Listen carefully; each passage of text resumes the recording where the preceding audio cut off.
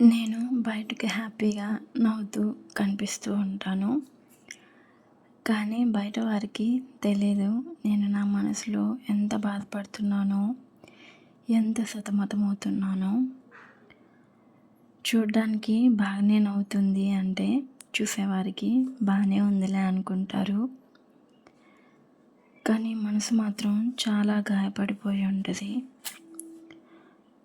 కొన్నిసార్లు నా ప్రయత్నాలు నేను ఎంత నిజాయితీగా ఉన్నా ఫలించవు.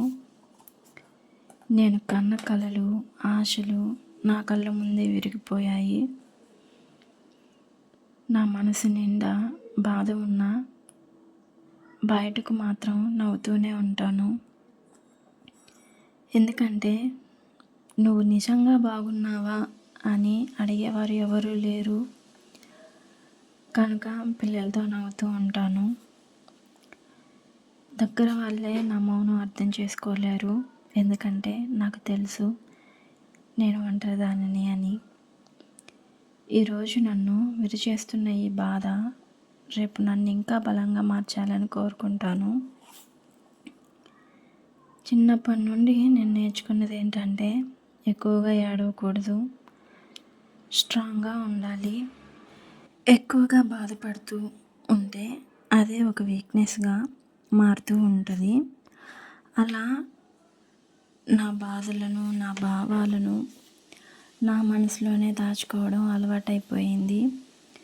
నేను ఎంత బాధలో ఉన్నా కూడా నేను చాలా హ్యాపీగా ఉన్నాను అని నాకు నేను చెప్పడం నేర్చుకుంటున్నాను. ఎందుకంటే నా నిజమైన బాధను అందరూ అర్థం చేసుకోరని నాకు తెలుసు. కొన్నిసార్లు నేను చెప్పినా కూడా వాళ్ళు సీరియస్గా తీసుకోరు. అప్పుడు నాకు అనిపించింది, బయట నవ్వే ప్రతి మనిషి లోపల సంతోషంగానే ఉండడు.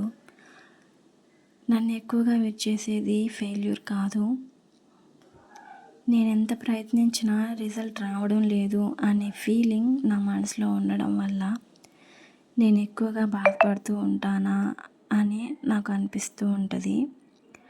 కానీ నిజం ఏంటంటే ప్రతి ప్రయత్నం వెంటనే ఫలించదు. కొన్ని విత్తనాలు త్వరగా మొలుస్తాయి, కొన్ని ఆలస్యంగా మొలుస్తాయి. ఈ విషయం నాకు తెలుసు కూడా, ఎందుకో బాధపడుతూ ఉంటాను. నా ఫోన్ కాంటాక్ట్స్లో 60 మంది ఉన్నారు, కానీ మనసు విప్పి మాట్లాడడానికి ఒక్కరు కూడా లేరనిపిస్తుంది. రాత్రి పడుకున్నాక నా ఆలోచనలు మాత్రమే నాతో మాట్లాడుతూ ఉంటాయి.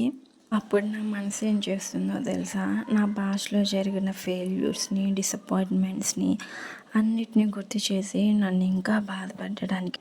ఈ వీడియో చూస్తున్న మీకు ఒక విషయం చెప్పాలి.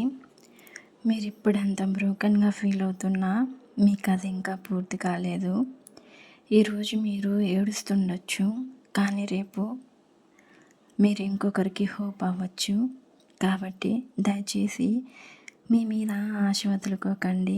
కొన్ని తుఫాన్లు మనల్ని డిస్ట్రాయ్ చేయడానికి రావు, మనలో ఎంత స్ట్రెంగ్త్ ఉందో చూపించడానికి వస్తాయి. వీడియో నచ్చితే లైక్ చేయండి.